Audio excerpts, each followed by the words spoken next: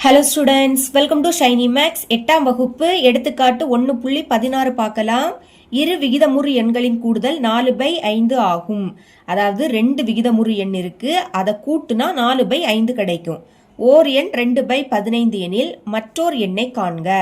அந்த 2 விகிதமுறு எண்ணில் ஒரு எண் கொடுத்துருக்காங்க, மற்றொரு எண்ணை கண்டுபிடிக்கணும். சரிங்களா? இப்போ எதை கண்டுபிடிக்கணும்? மற்றொரு எண். அதை நான் எக்ஸ்ன்னு எடுத்துக்க போறேன். எழுதிக்கலாம். மற்றோர் எண்ணை எக்ஸ் என்க. இப்போ நம்ம இந்த எக்ஸோட மதிப்பை தான் கண்டுபிடிக்கணும். சால்வ் பண்ணலாம். மொத்தமாக 2 விகிதமுறு எண், அதில் ஒரு எண் என்னது 2/15 எழுதிருங்க. 2/15. இங்கே கூடுதல் அப்படின்னு தான் கொடுத்துருக்காங்க, அப்போ சென்டரில் ப்ளஸ். மற்றொரு எண் எப்படி எடுத்துக்கிட்டோம்? எக்ஸ்ன்னு எடுத்துக்கிட்டோம். புரியுதா? மொத்தமாக 2 விகிதமுறு எண், அதை கூட்டினா என்ன கிடைக்குது? 4/5. அதை இங்கே எழுதிக்கணும். இந்த லைன் ரொம்பவே முக்கியம். இதை கொஸ்டின்ல இருந்து எடுத்து எழுத தெரிஞ்சுக்கணும். சரிங்களா? மொத்தமா 2 விகிதமுறு எண், அதுல ஒரு விகிதமுறு எண் என்னது? 2/15. இன்னொன்னு தெரியல, அதை எக்ஸ்ன்னு எடுத்துக்கிட்டோம், அதனால இங்க எக்ஸ். அடுத்து என்ன கொடுத்துருக்காங்க? அந்த 2 விகிதமுறு எண்களின் கூடுதல் 4/5. அந்த ரெண்டையும் கூட்டுனா 4/5 கிடைக்கும். அதனால சென்டர்ல பிளஸ் போட்டுக்கிட்டு சமத்துக்கு இந்த பக்கம் 4/5 இப்படின்னு எழுதிக்கணும். இனி எக்ஸ் தானே கண்டுபிடிக்கணும், எக்ஸை மட்டும் வச்சுக்கலாம்.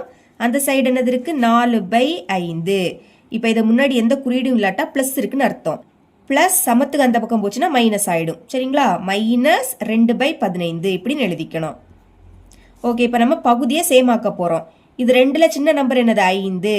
5 15 மாற்ற முடியுமான்னு பார்க்கணும். மாற்ற முடியும். அதுக்கு கூட 3 பெருக்கினாலே போதும். 3 15. கீழே 3ஆல பெருக்கினீங்கன்னா மறக்காம மேலே 3ஆல பெருக்கணும். இனி பெருக்குங்க. 4 3 12 15. சென்டர்ல மைனஸ். அடுத்து இது அப்படியே எடுத்து எழுதிக்கலாம். 2/15.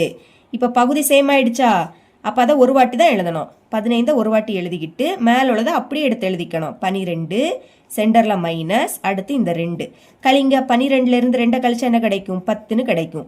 பைக்கு கீழே 15. இப்ப இது ரெண்டுமே 5ஆம் வாய்ப்பாடு கேன்சல் ஆகும்.